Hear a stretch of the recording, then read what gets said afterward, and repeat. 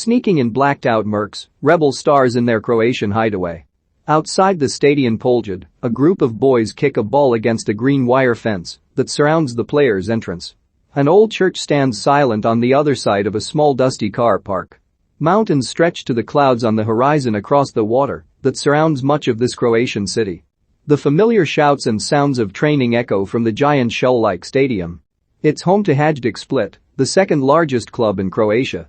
It's a bit tired and worn these days, similar to the team, who have not won the Croatian league in 16 years.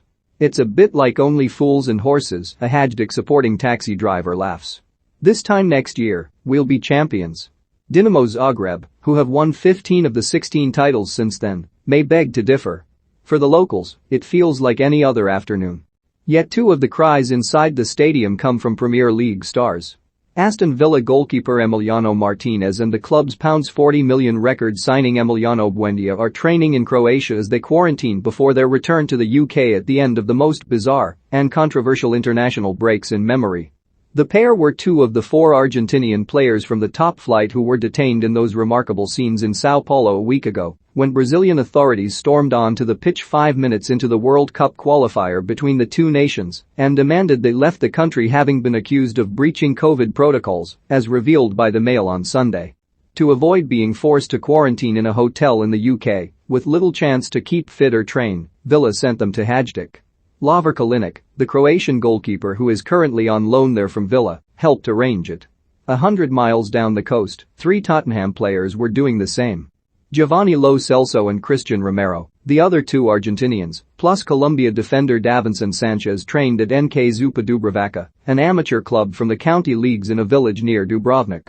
Both Spurs and Villa were keen to keep their locations secret. Hajduk were ordered not to take pictures of training. They were told to bar journalists from watching. On Thursday morning, Hajduk's press officer confirmed we could attend the following day's press conference with manager Jens Gustafsson. By the afternoon, that was no longer the case. We waited outside the gates. A group of the club's junior girls asked if we could get the foreigners' autographs if they stopped by. They did not. Instead, whispers came through that they were about to be smuggled out of a side entrance. A blacked-out people carrier soon departed like a scene from Line of Duty. Nevertheless, Gustafsson was happy to reflect on how great it was to have such talented Premier League stars with them. They have trained with us for 2 days as part of the cooperation with Aston Villa, he said. It was an agreement through Lovre Kalinic, and we wanted to help. It was good for them, but also good for the inspiration of our players, because they are very good players. There was talk they might spend the weekend in Var, an idyllic island off the mainland, but they are expected to continue training at Hajduk until Friday. If they didn't want to be found, it would have been a good option. Michael Jordan traveled there a few months ago, and none of the Croatian media got a sniff.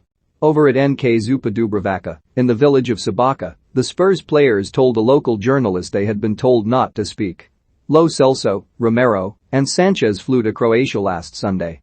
Spurs boss Nuno Espirito Santo has confirmed they will return to Tottenham next Saturday, the day before their home game against Chelsea. They will miss the club's Europa Conference League game against Rennes, though after yesterday's 3-0 defeat at Crystal Palace, with Eric Dyer limping off and Japhet Tanganga seeing red, Nuno is in desperate need of centre-backs.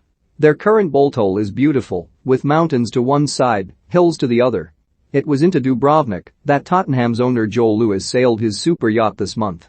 Of course, the facilities are a world away from the cryotherapy chambers of Premier League training grounds. The population of Sabaca is just under 2,000. The club's Facebook page has just over 1,000 likes, while Tottenham's has nearly 23 million. The ground seats about 100, and annual membership of NK Zupa Dubrovača costs 100 kuna, about £11.50. A local media report described the site of players worth about £100 million as a picture for history. Again, as much as Tottenham wanted to keep their location quiet, the club's officials had other ideas. People from London came, looked at the conditions we have, and they were satisfied. We are at their disposal all these days, said Ivica Karabogdan, the club's sporting director. They are very satisfied with the hospitality and conditions, although they are used to much better conditions and top equipment.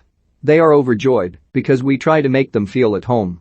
Lo Celso posted a picture of him watching Argentina's match against Bolivia on his Instagram feed, while Sanchez shared an image of him hugging his baby at a table outside his hotel. But why such a cloak of secrecy? For Tottenham, the situation is slightly more complicated. Martinez and Buendia were given permission, while Lo Celso and Romero defied club orders to travel to international duty. They are expected to be fined on their return. What is a ridiculous situation began when the Mail on Sunday revealed that FIFA had scrapped their temporary law that had allowed clubs to refuse to release their players if they faced quarantine on their return. With most South American countries on the UK's red list, and with no elite sportsmen given government exemptions, it meant that Premier League clubs would be forced to release their players knowing they faced 10 days of quarantine on their return, ruling them out of multiple matches. Premier League clubs refused. Then Villa allowed Martinez and Buendia to go, as long as they returned before their final game. Lo Celso and Romero simply upped and went. This paper revealed they were accused of not declaring they had been in the UK when they arrived in Brazil, where they should have faced 14 days quarantine. Brazil's health authority tried to get them deported. The players traveled to the game. The health officials got stuck in traffic, arrived late and duly stormed onto the pitch.